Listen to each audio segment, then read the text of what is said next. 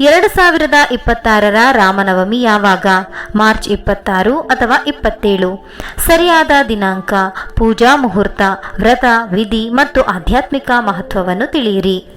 ರಾಮನವಮಿ ಹಿಂದೂ ಧರ್ಮದಲ್ಲಿ ಬಹಳ ಪವಿತ್ರ ಮತ್ತು ಮಹತ್ವದ ಹಬ್ಬವಾಗಿದೆ.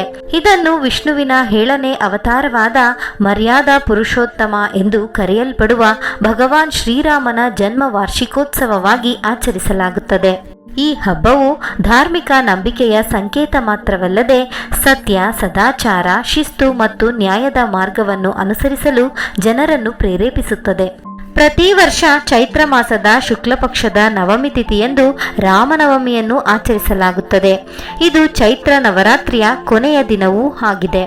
ಧಾರ್ಮಿಕ ನಂಬಿಕೆಗಳ ಪ್ರಕಾರ ಭಗವಾನ್ ಶ್ರೀರಾಮನು ಈ ದಿನದಂದು ಅಯೋಧ್ಯೆಯಲ್ಲಿ ಜನಿಸಿದನು. ರಾಮನವಮಿ 2026ರ ಸರಿಯಾದ ದಿನಾಂಕ.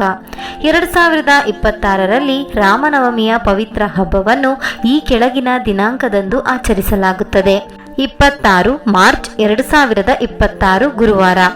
ಹಿಂದೂ ಪಂಚಾಂಗದ ಪ್ರಕಾರ ನವಮಿ ತಿಥಿ ಆರಂಭವಾಗುವುದು 26 ಮಾರ್ಚ್ 2026 ಬೆಳಗ್ಗೆ 11:48ಕ್ಕೆ. ನವಮಿ ತಿಥಿ ಕೊನೆಗೊಳ್ಳುವುದು 27 ಮಾರ್ಚ್ 2026 ಬೆಳಗ್ಗೆ 10:06ಕ್ಕೆ. ಸ್ನೇಹಿತರೆ, ಪೂರ್ತಿ ಮಾಹಿತಿ ತಿಳಿಯುವ ಮೊದಲು ಶ್ರೀರಾಮರ ಆಶೀರ್ವಾದ ಪಡೆಯಲು ಈ ವಿಡಿಯೋಗೆ ಲೈಕ್ ಮಾಡಿ ಮತ್ತು ಜೈ ರಾಮ್ ಶ್ರೀರಾಮ್ ಅಂತ ಕಾಮೆಂಟ್ ಮಾಡಿ. ಇದರಿಂದ ನಿಮ್ಮ ಮನೆಯಲ್ಲಿ ಖಂಡಿತ ಇಂದೇ ಪವಾಡ ನಡೆಯುತ್ತದೆ.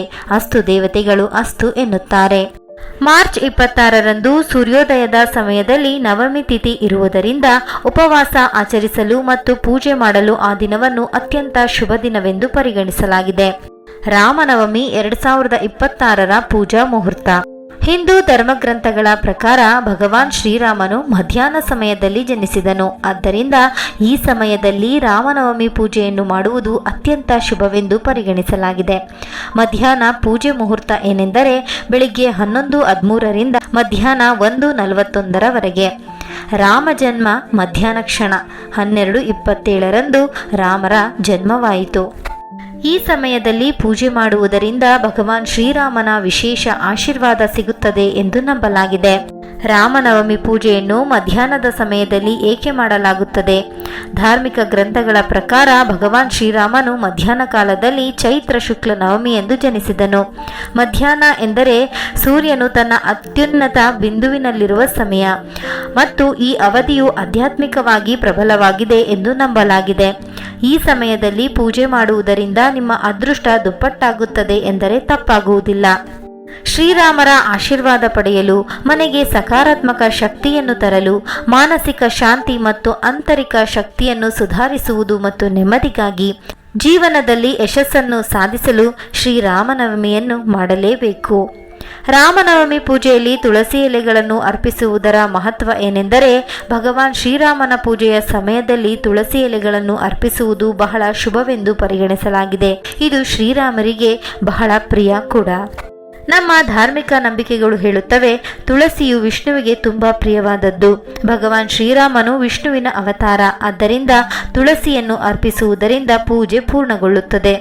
ತುಳಸಿ ಎಲೆಗಳನ್ನು ಅರ್ಪಿಸುವುದರಿಂದ ನಿಮ್ಮ ಪಾಪಗಳನ್ನು ತೆಗೆದುಹಾಕುವುದು, ಲಕ್ಷ್ಮೀದೇವಿಯ ಆಶೀರ್ವಾದ ಪಡೆಯುವುದು, ಒತ್ತಡವನ್ನು ಕಡಿಮೆ ಮಾಡುವುದು, ರೋಗಗಳಿಂದ ರಕ್ಷಿಸುವುದು ಇವೆಲ್ಲ ನಿಮಗೆ ಲಭಿಸುತ್ತದೆ.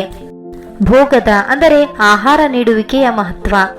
ರಾಮನವಮಿಯಂದು ಭಗವಾನ್ ಶ್ರೀರಾಮನಿಗೆ ಆಹಾರವನ್ನು ಅಂದರೆ ನೈವೇದ್ಯವನ್ನು ಅರ್ಪಿಸುವುದು ಬಹಳ ಮುಖ್ಯವೆಂದು ಪರಿಗಣಿಸಲಾಗಿದೆ. ಸಾಮಾನ್ಯ ಆಹಾರ ಕೊಡುಗೆಗಳು ಅಂದರೆ ನೀವು ಪ್ರಸಾದವಾಗಿ ನೀಡಬಹುದಾದ ಆಹಾರಗಳು ಇದು ಶ್ರೀರಾಮರಿಗೂ ಬಹಳ ಅಚ್ಚುಮೆಚ್ಚು. ಪಂಚಾಮೃತ, ಖೀರ್, ಹಣ್ಣುಗಳು, ಒಣಹಣ್ಣುಗಳು, ಬೆಲ್ಲ ಆಧಾರಿತ ಸಿಹಿ ತಿಂಡಿಗಳು. ಪಂಚಾಮೃತವನ್ನು ಹಾಲು, ಮೊಸರು, ತುಪ್ಪ, ಜೇನುತುಪ್ಪ ಮತ್ತು ಸಕ್ಕರೆಯನ್ನು ಬಳಸಿ ತಯಾರಿಸಲಾಗುತ್ತದೆ. ಇದು ಪ್ರಕೃತಿಯ 5 ಅಂಶಗಳನ್ನು ಸಂಕೇತಿಸುತ್ತದೆ. ದೇವರಿಗೆ ಅರ್ಪಿಸಿದ ಆಹಾರವು ಪ್ರಸಾದವಾಗಿ ಪರಿಣಮಿಸುತ್ತದೆ ಮತ್ತು ಜೀವನದಲ್ಲಿ ಸಂತೋಷ ಮತ್ತು ಸಮೃದ್ಧಿಯನ್ನು ತರುತ್ತದೆ ಎಂದು ನಂಬಲಾಗಿದೆ. ಇನ್ನು ರಾಮನವಮಿಯಂದು ಉಪವಾಸ ವ್ರತ ಮಾಡುವುದರಿಂದ ಏನು ಲಾಭ? ಆಧ್ಯಾತ್ಮಿಕ ಮಹತ್ವ ಏನೆಂದರೆ ರಾಮನವಮಿಯಂದು ಉಪವಾಸ ಆಚರಿಸುವುದು ಕೇವಲ ಧಾರ್ಮಿಕ ಆಚರಣೆಯಲ್ಲ, ದೇಹ ಮತ್ತು ಮನಸ್ಸನ್ನು ಶುದ್ಧೀಕರಿಸುವ ಒಂದು ಮಾರ್ಗವೂ ಆಗಿದೆ. ನಿಮ್ಮ ದೇಹ ಮತ್ತು ಮನಸ್ಸನ್ನು ಶುದ್ಧೀಕರಿಸುತ್ತದೆ, ಸ್ವಯಂ ನಿಯಂತ್ರಣವನ್ನು ಅಭಿವೃದ್ಧಿಪಡಿಸುತ್ತದೆ, ನಕಾರಾತ್ಮಕ ಆಲೋಚನೆಗಳನ್ನು ತೆಗೆದುಹಾಕುತ್ತದೆ ಆಧ್ಯಾತ್ಮಿಕ ಶಕ್ತಿಯನ್ನು ಹೆಚ್ಚಿಸುತ್ತದೆ. ರಾಮನವಮಿಯಂದು ಉಪವಾಸವನ್ನು ಆಚರಿಸುವುದರಿಂದ ನಿಮ್ಮ ಮಕ್ಕಳು ಸಂತೋಷವನ್ನು ಏಳಿಗೆಯನ್ನು ಪಡೆಯುತ್ತಾರೆ. ವಿವಾಹ ಅಡೆತಡೆಗಳಿದ್ದರೆ ಅದು ನಿವಾರಣೆಯಾಗಿ ಮದುವೆಯಾಗುವ ಸಾಧ್ಯತೆ ಹೆಚ್ಚಾಗುತ್ತದೆ. ಆರ್ಥಿಕ ಸಮಸ್ಯೆಗಳು ಪರಿಹಾರವಾಗಿ ಹಣವಂತರಾಗುತ್ತೀರಾ.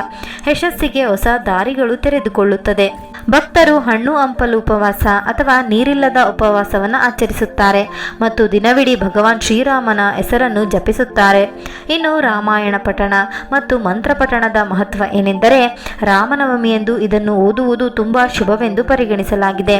ರಾಮಚರಿತಮಾನಸ, ರಾಮ ರಕ್ಷಾ ಸ್ತೋತ್ರ, ಸುಂದರಕಾಂಡ, ಶ್ರೀರಾಮನ ನಾಮ ಜಪಿಸಿ ಓಂ ಶ್ರೀರಾಮಾಯ ನಮಃ ಎಂದು 108 ಬಾರಿ ಜಪಿಸುವುದರಿಂದ ಮಾನಸಿಕ ಶಾಂತಿಯನ್ನು ಪಡೆಯುತ್ತೀರಾ. ಭಯವನ್ನು ತೆಗೆದುಹಾಕಿ ನೆಮ್ಮದಿ ಪಡೆಯುತ್ತೀರಾ. ಆತ್ಮವಿಶ್ವಾಸ ಹೆಚ್ಚುತ್ತದೆ. ಗ್ರಹ ದೋಷಗಳು ಕೂಡ ಕಡಿಮೆಯಾಗುತ್ತದೆ.